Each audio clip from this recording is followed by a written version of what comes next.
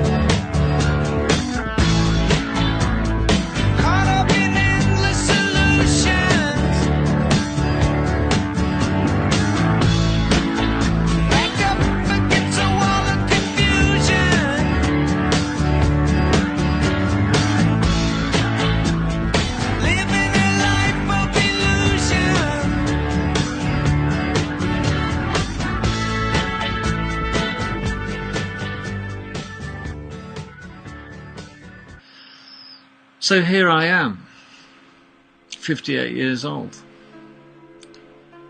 More than ever, I believe that this world is not what we're told. I certainly have now concluded and agree wholly with Eric Dubay and others that anyone with the slightest degree of intelligence will come to gather and make their own mind up, of course, but they'll gather the evidence first and then analyse the evidence and check it out. And boy, the evidence is checkable. You can check it out. We live on a flat earth. Okay? Gravity is simply a theory, it's nothing else. The sun and the moon are not millions of miles away, or hundreds of thousands in the case of the moon, but certainly millions of miles away for the sun. No. They are within our firmament. Okay, and the sun and the moon are the same size, and they go round and round the garden like a teddy bear above our heads. The earth is still as a beautiful level glass of water. and you can look at the water and it is still. That is our oceans. There is no Antarctica. What you think is Antarctica is a group of ice below you southwards. Is not. Antarctica is an icy wall that surrounds you 360 degrees. 360 degrees around you, you are surrounded by ice. An ice wall. That is Antarctica. The North Pole is about 35 miles in diameter, and it is plus 4 degrees centigrade. It is only 4 degrees. It's chilly, but it's certainly not. You can visit it, and it's like having a day out playing snowballs. 4 degrees is the typical average temperature of the North Pole. Okay. We are rock solid static. Flat as a pancake, surrounded by a seawall, and the firmament, which is a glass dome above us that keeps our atmosphere in, is known about, yet hidden. Within the firmament, under the firmament, are the sun and the moon, and they rotate within the firmament. They are within the firmament. The sun and the moon are not in outer space. They are above our heads, and the sun travels and rotates. It goes around and around the garden a little bit faster than the moon, and 3 times a year, get this, it overtakes the moon and we get eclipses. Can't believe that, can you? Well, at the age of 58, it's taken me that long to accept it fully and absolutely convince myself. But if you convince someone against their will, they're going to be of the same opinion still. Well, there is so much evidence pointing to the fact that we are lied to. Nothing surprises me with these anymore, these lot. NASA stands for never a straight answer. NASA. Never a straight answer. They've got an answer for everything, haven't they? It might surprise you to know that oil has never seen life. It is an abiotic solution produced by the earth below us. And it is produced so fast by the earth below us that we cannot possibly consume it fast enough to make it run out. So this falsity, this falsehood that has been thrust upon us by the industry, who says one day oil will run out, we need alternative energy, but we must charge a fortune for petrol. Oh really? Oil has never been a dinosaur or ancient woodlands, prehistoric, never. Okay. There is no vacuum in space. It's another thing that we're expected to swallow. The firmament separates the waters below from the waters above. There are no planets as you perceive them or you're taught at school how they are. Mars, Jupiter, Uranus, Pluto, yada yada yada. They're just gas balls, folks. Okay? And these gas balls are floating around in water. Remember, as above, so below. You cannot, and we cannot, get through the firmament, and heaven knows America shot 160 odd missiles to break through the firmament and failed miserably. Our stars are not external, they are on the firmament, and the firmament rotates. And the way to prove that is stand up and look for the pole star, and it'll remain looking at you in a position of perfection, and the others will rotate around it. But you're not rotating around it. The firmament is rotating around a central star, the pole star. Do time-lapse photography and point it at the pole star, and all the other little gems will rotate. It's the firmament that's rotating. Okay. So, I know I've said a lot in this video, and you think, my God, the guy's lost the plot. But I can tell you, there is so much evidence now, if you look for it, that we are lied to. Day one. Now the big question, of course, is, what about aeroplanes? Well, what about aeroplanes? I've got a pilot's license. I know that when I'm flying along at 6,000 feet, and I've got a distance ahead of me of maybe 200 miles, I don't have to push forward on the control stick, the yoke, constantly to take into account the curvature of the Earth. No. I remain at 6,000 feet on a horizontal plane, excuse the pun. And my attitude of my aeroplane doesn't dip down to compensate all the time. You don't get international air traffic like airliners at 30,000 feet, 36,000 feet, pushing forward on the stick constantly to take account of their curvature. But hey, you can't even mention that. But what about the ball underneath us rotating? It isn't rotating at 1,600 miles an hour. It is absolutely rock solid. The land is horizontal, it's flat, and it's not moving. Oh, it's perfect for pilots. The ones that don't tell lies and aren't under this misguided impression. If you're an airline pilot and you mention this, you're out of a job. You're ridiculed. You're thought stupid. Of course, the Earth's rotating. No. There is no Coriolis effect. You navigate with straight lines. If, for example, my fist is the Earth and it's a ball, shall we pretend, and it's rotating at 1,600 miles an hour, and I'm on this Earth, and I hover in a helicopter, and I don't move forward, and the Earth rotates below me at 1,600 miles an hour. Perhaps then, when I'm hovering, I can let some land come towards me, and then land when I reach my destination. Job done. I haven't moved forward at all. That's the theory, but it doesn't happen. Helicopters have to get up and move forward like aeroplanes do. Okay? There is no Coriolis effect at all.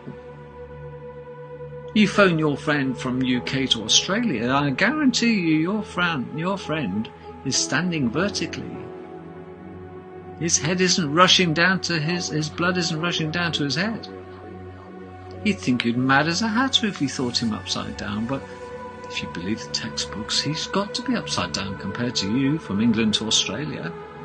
He must be upside down if he's on a ball. Do you see how ludicrous it all is? This is the BS that we're all expected to believe. How very dare they expect us to be that dumb? But we are. Oh, we are putty in their hands. At the age of 5, you will believe this if you know it's good for you. Don't even think about trying to square the circle, as they say. Well, it's not rocket science to work out that the circumnavigation of the world has been done so many times by so many sailors. East to west or west to east. Nobody's gone north to south and south to north.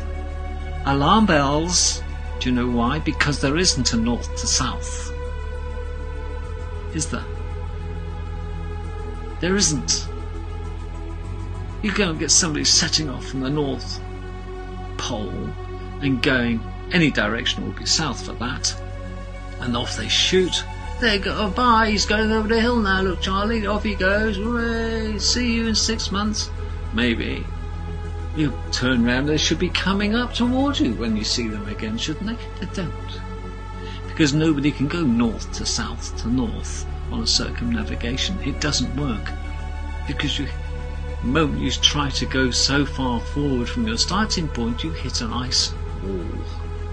Your options are go left or go right. You certainly cannot go over it. So you ultimately end up doing circumnavigation, east to west or west to east. And you follow the little sea wall all around you that surrounds this earth that we're standing on, this flat earth.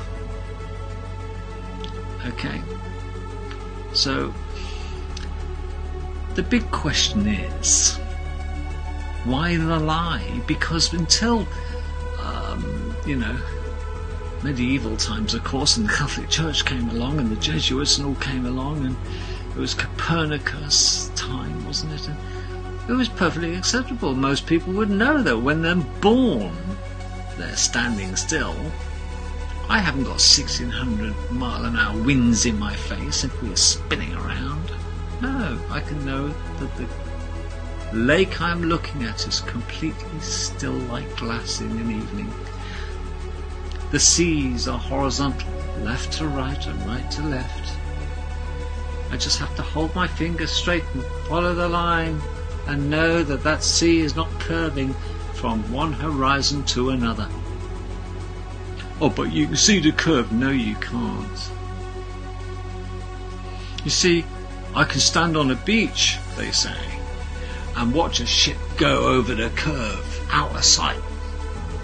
But I can stand on the same beach with my Nikon P900 and watch the ship disappear as well. But then I can zoom it back in. From out of sight back to a full frame on my camera. And if it had gone round the corner, how could I possibly get the boat back in frame?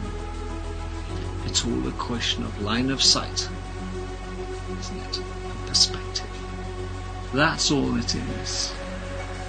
If you stand next to a huge big telegraph pole and look down a row of 500 telegraph poles, trust me, the telegraph poles as they go away from you get shorter and shorter and shorter and shorter.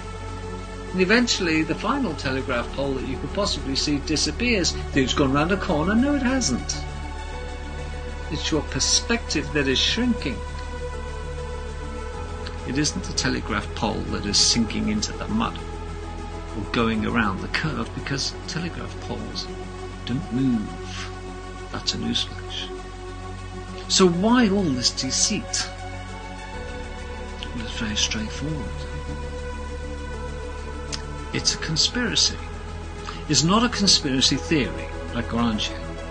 It is a conspiracy to control the minds of men. And if you can convince the minds of men and women that they live on a ball and get it imposed on us, because flat earthers were tortured, discredited, we even are today, by the masses who are so mind controlled by the propaganda and the threats and the ridicule. Oh, okay, yeah, we live on a ball. Makes no odds to me. It makes an enormous difference to me to know that I think for myself.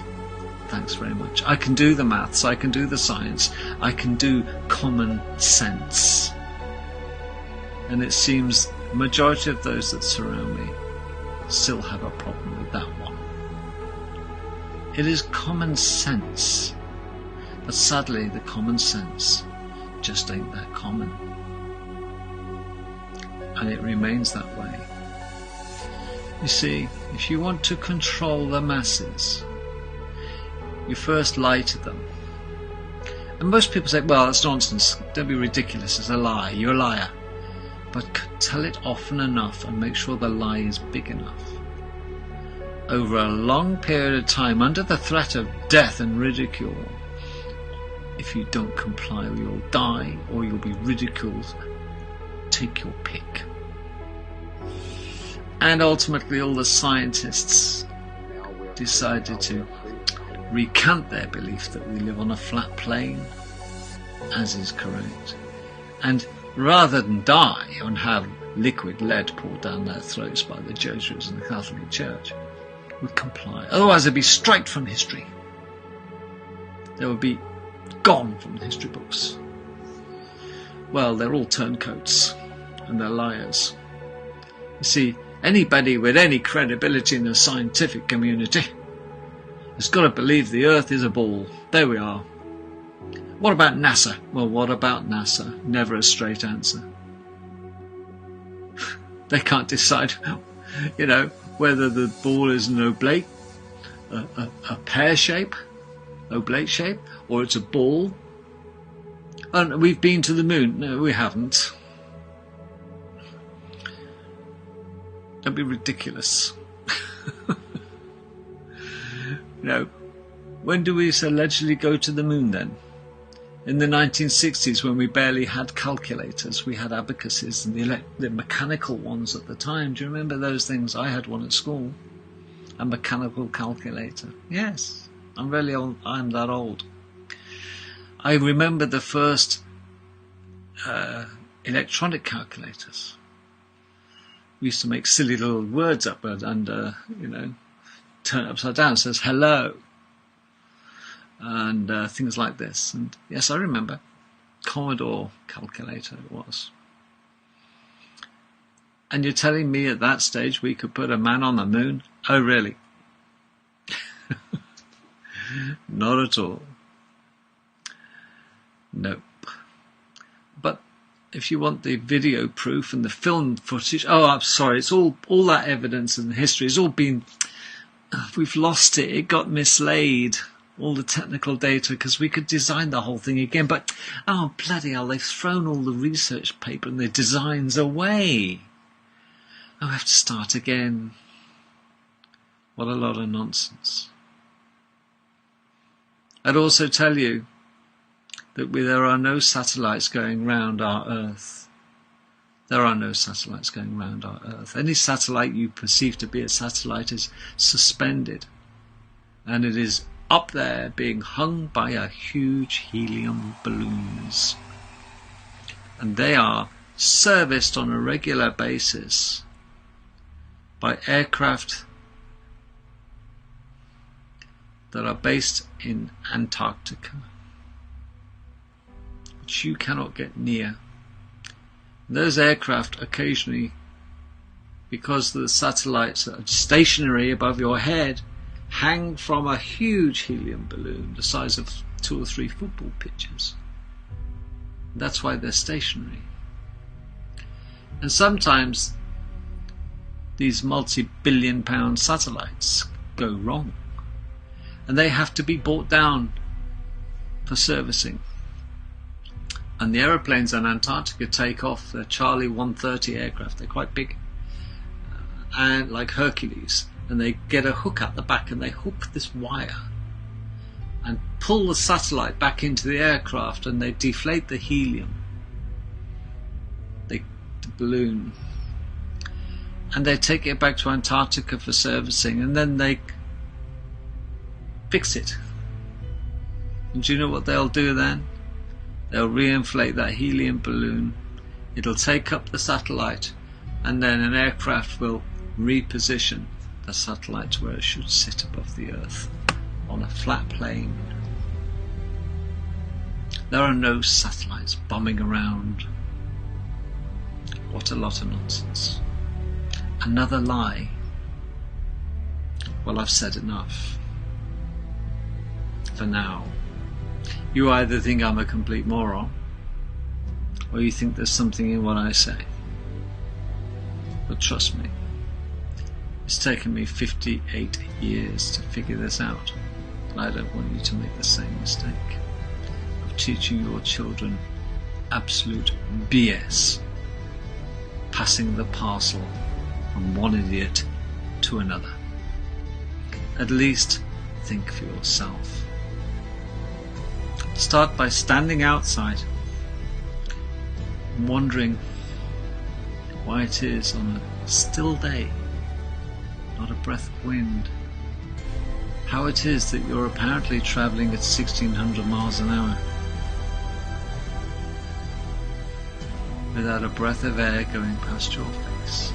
How a little insect can hover from one plant to another, getting nectar, or the little hummingbird can fly to such precision to get his beak or her beak into the stem of a plant to get the nectar. Such precision. And yet we're supposed to be rocking around this universe at 1600 miles an hour rotating. And we're travelling through space, winding around the sun like a snake at phenomenal speed. Well, the last time I went fly fishing for trout on a reservoir, it was like glass, not a movement. If I saw a mayfly hatch at 50 yards and watch a trout without a ripple on the water, how can we possibly, just that one thing, say, how can we possibly be travelling at 1600 miles an hour without a ripple on the water? You try carrying a glass of water upstairs as gently as you can, and you will get a ripple. I hope I've gone on long enough to convince you and maybe nudge you into checking out to see if you too have been lied to since you had lamb and mint sauce thrust upon you. I'm not going to swallow that. Take care. Maybe catch you tomorrow if my channel isn't banned. Aí, ó, satélite caiu aqui na Jacamim. Tá vendo o globo? O globo. É globo.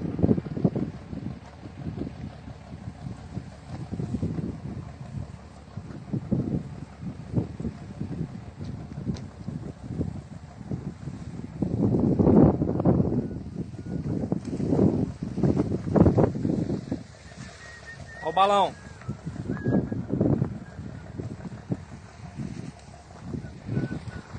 O paraquedas tá pra cá, ó.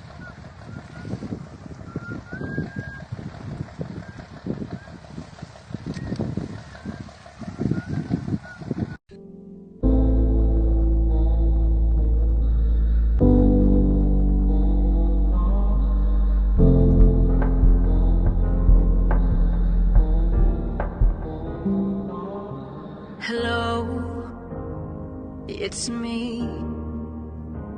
You know, indoctrination started while we were still naive, programming our beliefs. And that inertia is the reason we don't feel the earth spinning. Hello, can you hear me? Did you ever stop to question the confession of gravity as a theory? Funny thing, force alone can be explained with buoyancy and density. The sun is closer than what they've told us, not 90 million miles away.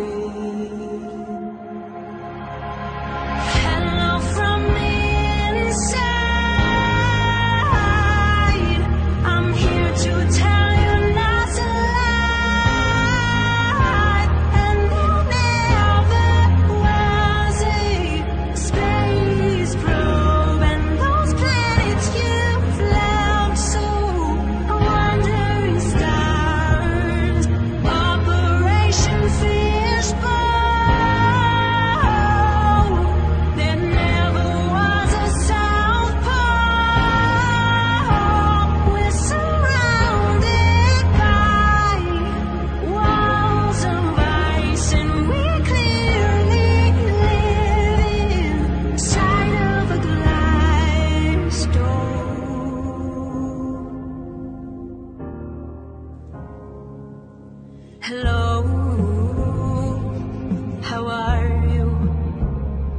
Did you get a chance to join Flat Earth and Globe discussion group to discover all the truth? How the sun, the moon, the stars are all revolving around you. There's no more secret. The Earth is stationed